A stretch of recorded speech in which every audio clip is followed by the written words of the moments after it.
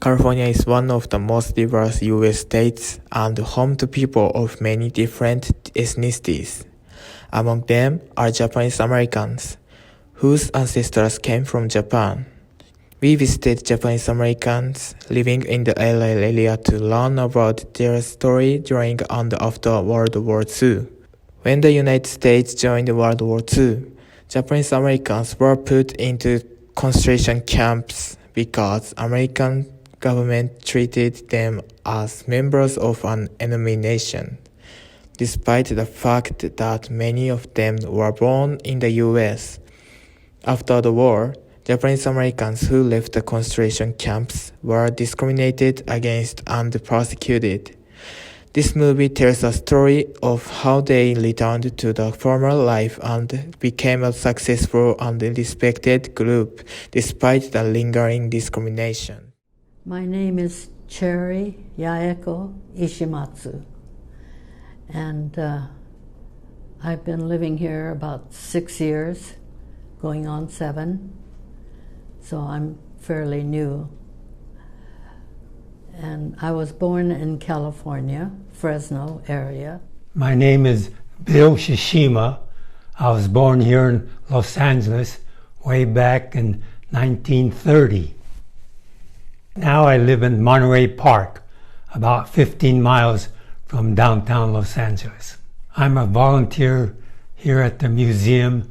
I gave students and adults tour of the exhibit, usually hour to 2 hour tour of the exhibits. I'm Mike Okamura, or formerly Michael Okamura, and I am a 4th generation Japanese American. I was born in a city called Montebello, which is about 15 minutes east of Los Angeles, and my parents live there still. I live in Pasadena, which is it's a city north of Little Tokyo or downtown Los Angeles. It's about 25 minutes from here. My name is Masao Yamashita, and I am 83 years old, and I was born in Oakland, California. That's up in Northern California. Some people who have been interviewed have experienced the war. Here is a video about what Japanese Americans were experiencing before the war. Los Angeles, Little Tokyo, the neighborhood started, we like to say 1884, but there are other resources that refer to the start of Little Tokyo in 1885, even 1886. But nonetheless, it was in the mid 1880s, and it started with more commonly told about a Japanese stowaway. So this young man was on a ship, and he went on the ship without the proper papers. So many young men at that time wanted to leave Japan, so they just jumped on a ship, and then they jumped off of a ship at whatever port coming to either Canada or the United States, and they probably didn't have the proper documentation, passport maybe. But this one individual, his name is Kame. The restaurant is Kame restaurant, but the individual is Hama. He was known as Charlie Hama, but his official name, it escapes me now. But he started his restaurant in 1884 on First Street at 340 East First Street. The current site now has Bunkado gift shop, but back then in 1884 or 85 it was Kame restaurant, and Charlie Hama started a Western style restaurant where they sold steak or chicken,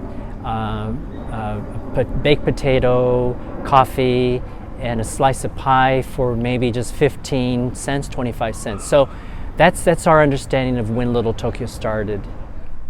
Before the war, we had a grocery store and a hotel. Here's a picture of the grocery store.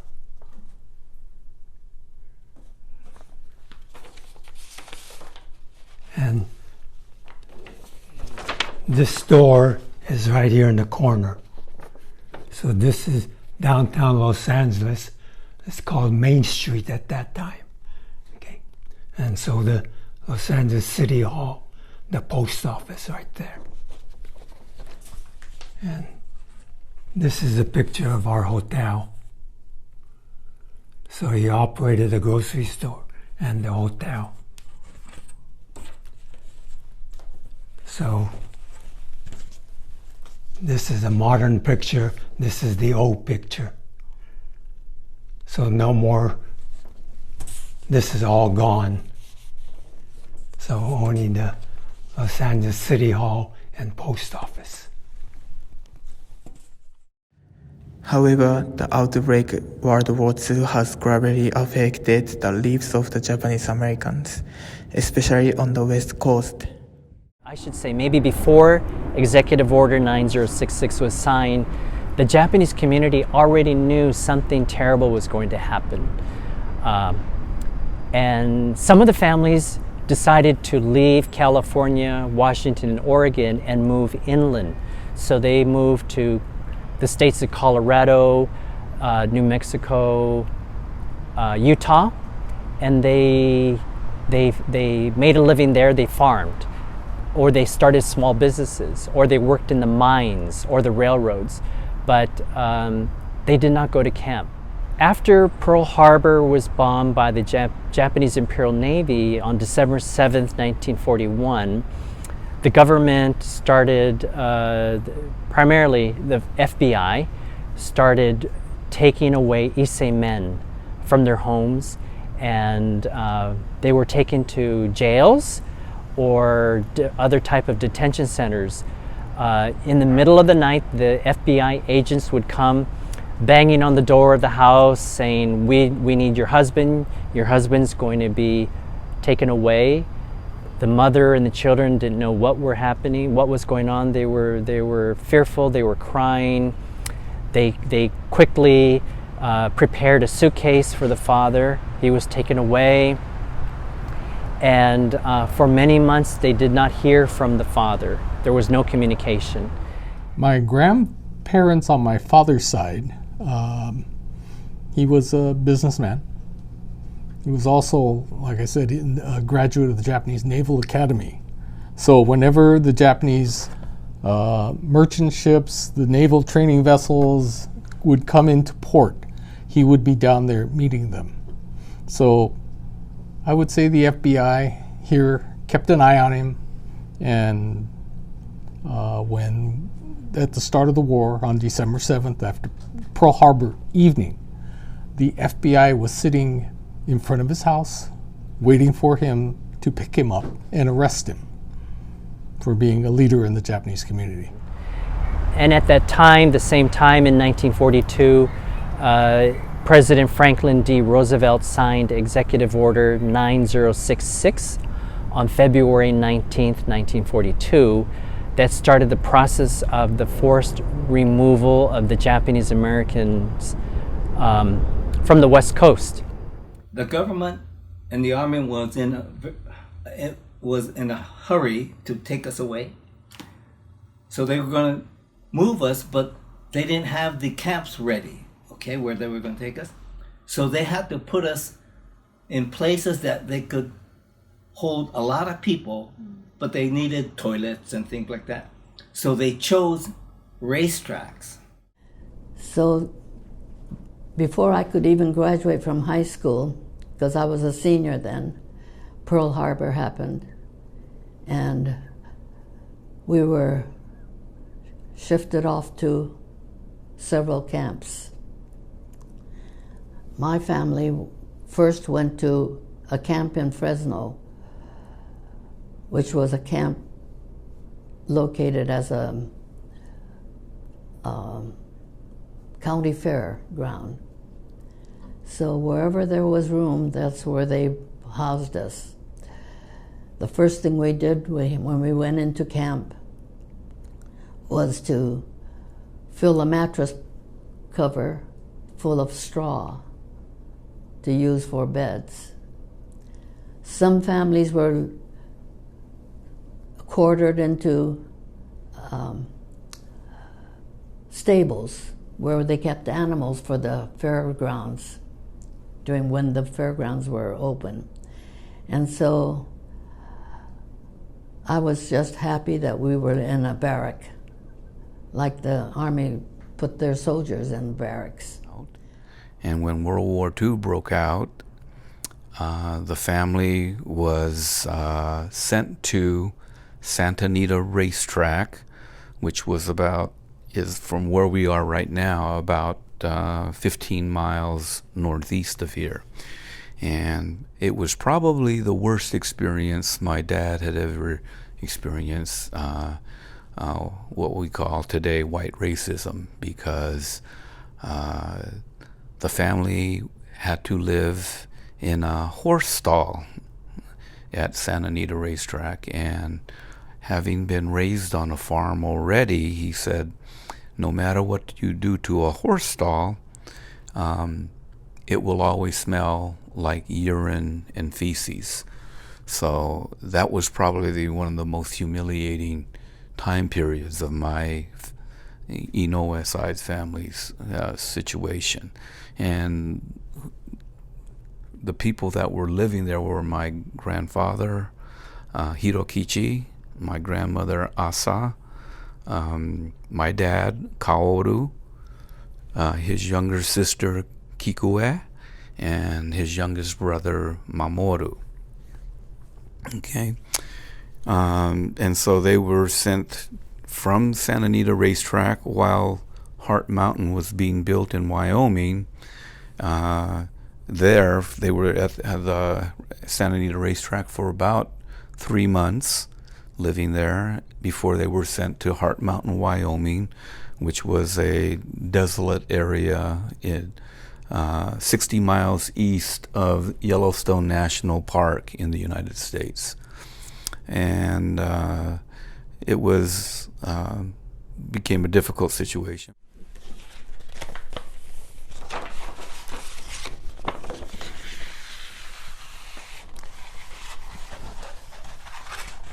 This is what camp looked like. This is Hart Mountain, Wyoming. 10,000 people lived here.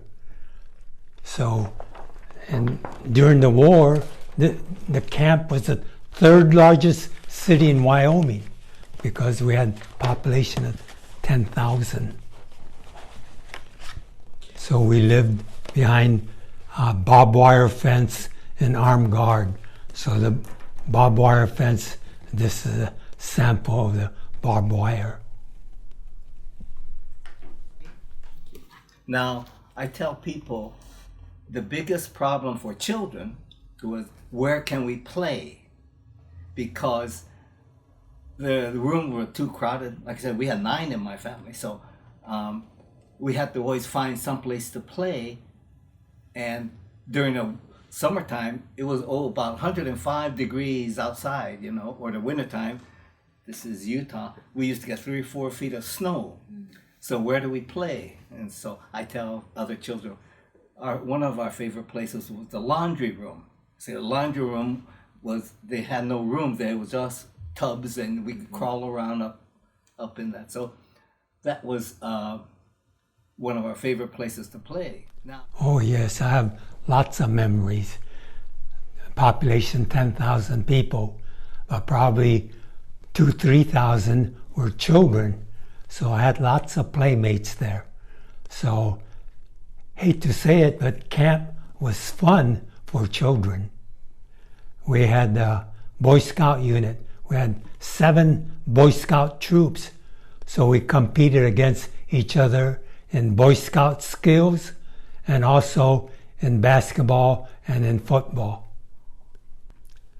Well, I wanted to join the Boy Scouts even before camp. My older brother was a Boy Scout. So I saw all the fun he had as a Boy Scout. So I was looking forward to joining the Boy Scout, but then the war broke out and put us into camp. But actually, I joined the Cub Scouts in camp, and then when I became 12 years old, I joined the Boy Scouts. So there's lots of competition, and it's a learning situation. So we learn different skills like camping, hiking, cooking, first aid, leadership. So we did all that thing, and yet we enjoyed it because we competed against in basketball and football. Since my father had a college degree from UC Berkeley, he was asked to be a school teacher at Hart Mountain. He taught high school math and science for roughly 2 years before he was drafted into MIS, Military Intelligence Service.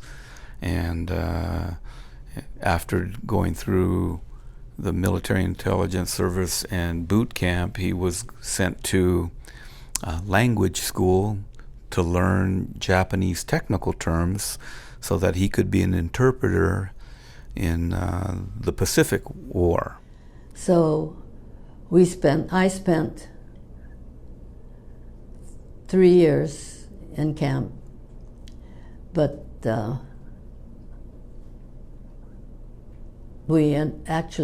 ended up in another camp called Jerome, Arkansas.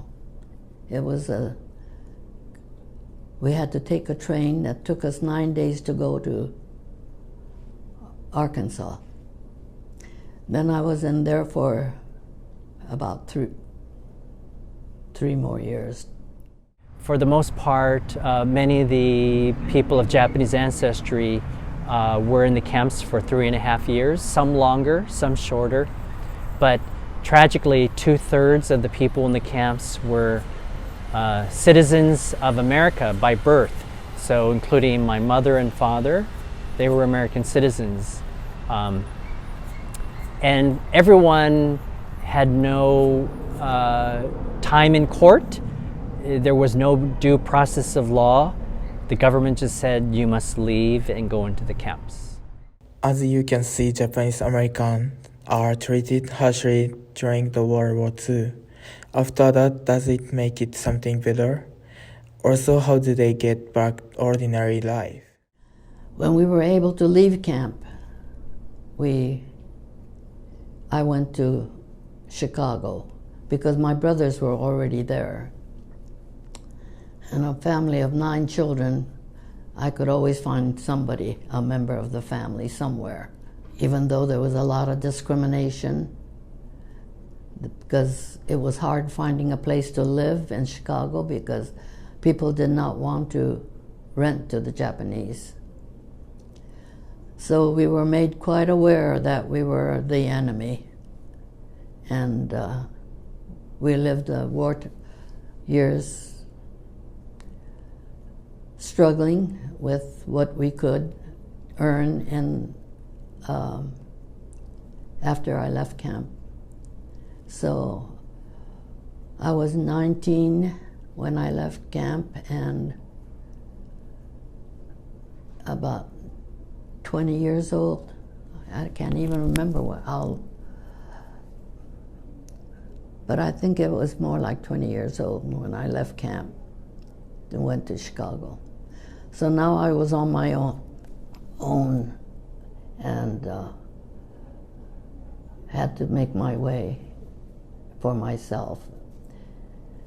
My family was still in camp. My mother and father were still in camp, and the younger children in the family were still with their parents.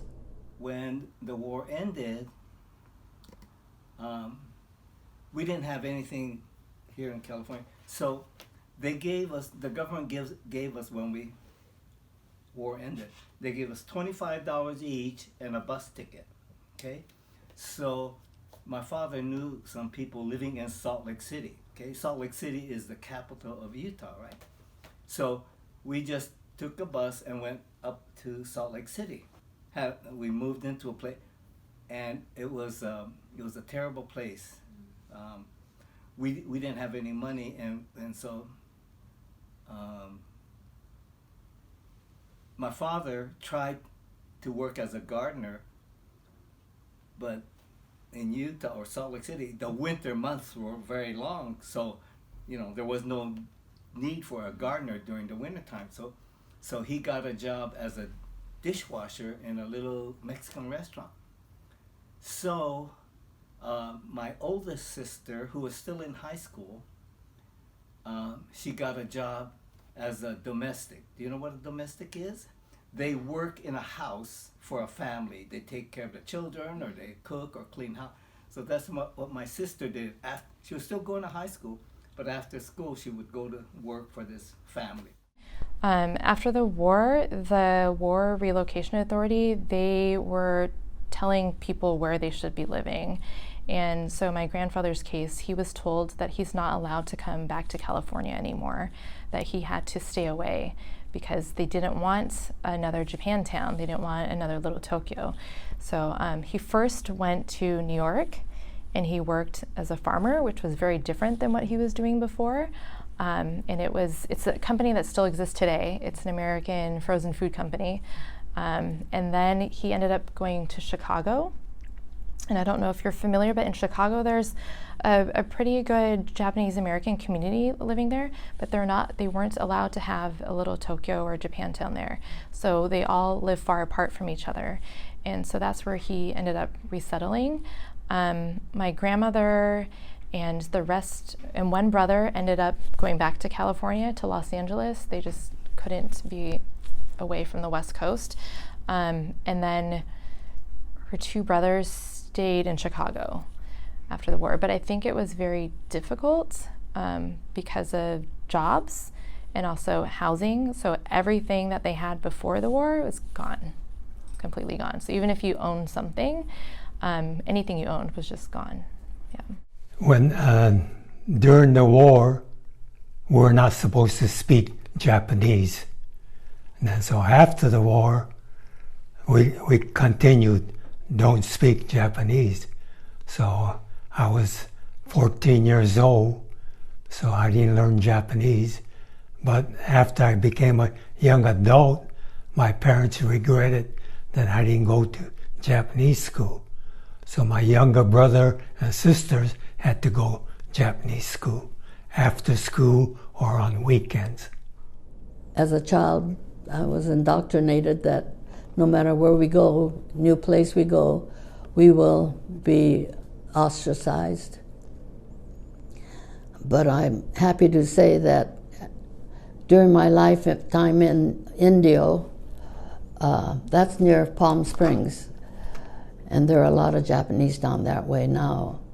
But I decided that the reason why we were ostracized and discriminated against is because the Japanese people never went out to put themselves forward. They always stood back, and they were, even our parents, it's always never say anything, just don't pay any attention, just do your own thing and keep quiet. And so that's how we were raised. However, with 3 children, I decided that I would not stand for them to be discriminated against, because our boys went to Europe and gave their life for America. And I thought, they did that for us, so we have to accept it and be a little more outgoing. So I put myself forward into the American community. First, I was invited to join a women's club in the community, and that's what opened the door for me. From there, I went into many volunteer work. In fact, I started some organizations, like in the hospital. We had volunteers working that we organized. And then I suggested that we have high school girls work as candy stripers. They're volunteer, and they would get credit for volunteering in the hospital. And especially if they want to go into medical profession. And so this is what I did. I just put myself forward and decided that I would do many volunteer work. And during my lifetime, the governor of state of California called me one day and asked me if I would join his group of volunteers for agriculture. Well, my husband was in agriculture, so it was natural for me to help the governor organize for the agricultural workers. And also, before then, I had been involved in starting a women's organization, a nonprofit organization in the state of California that I started to organize throughout California. And we organized, during my presidency of that organization, state organization, I was able to lead them as the president of the state. And still working in order. They're still very active and very powerful. What do they think about themselves as Japanese Americans now? I'm proud to be Japanese American. I'm proud to be part of the Nisei generation, the second generation. It was the largest Japanese population. Okay, when the Issei, the first generation, came here, they all had large families. We had 7 children. It should have been 8. A lot of families has 8, 9, 10 children. They could use them on the farms and things like that. So the Nisei population was the largest. And then the Sansei population, children like my children, or the Nisei families were small, much smaller. My wife and I only had 2 children, okay? And then my daughter, was married, she only has 2 children, okay? And my son, he's not gonna have any children. So the Nisei population, although we're dying, was the largest, okay? And it will never be the same because of, happas and everything else. So I'm proud to be part of that large Nisei population. It was a very special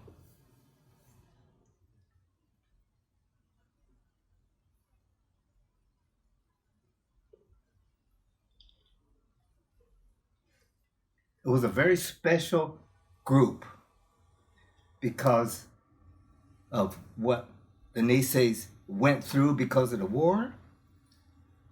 You study the 442nd Regimental Combat Team, the MIS,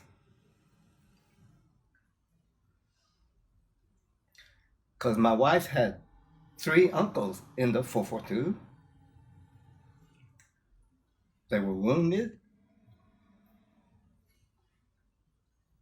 And now I don't have the actual numbers, but if you look it up, I'll bet you would find hardly any crime amongst the Niseis. Okay? Number one, they didn't want to shame their families. The 442, they had about 30,000 men altogether for 3 years. They never had one case of anybody going AWOL or leaving, not one.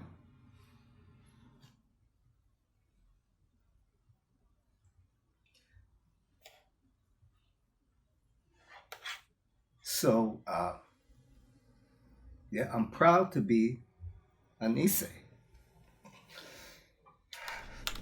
Well, I'm very proud of being a Japanese American because the wartime changed things a lot.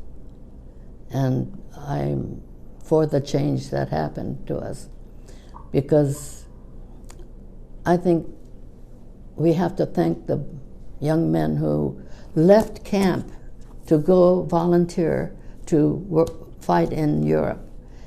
And we sacrificed many, many young boys.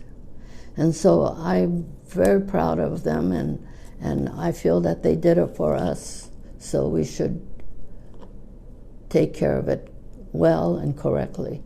And so many doors have opened for the Japanese Americans that wouldn't have opened otherwise, I don't think. Otherwise. So they knew what they were doing when they volunteered to go into the Army. So I'm very proud of being and my children are, all children and grandchildren speak English. They don't speak Japanese, but that doesn't mean that they're not proud as being a Japanese. So, you know, when there was a tsunami in northern Japan, and there were stories coming out about here in America, the stores and homes would be ransacked.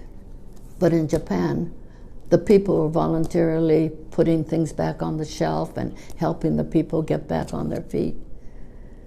And I sent that to all my Hakujin friends because I was so proud of them. And whenever I read about something like that in Japan, I send them to my American friends. And they said they were very, they knew that the Japanese people were different. Well, like I say, model minority, and we want to maintain that image because we were a model minority, 60 years ago? But still, we're trying to keep that image. Well, and although I look different, because initially after World War II, I was ashamed that I had a face like this because they hated all the Japanese. But I'm American, you know. I didn't feel Japanese. But after the bombing of Pearl Harbor, then I realized I'm Japanese American.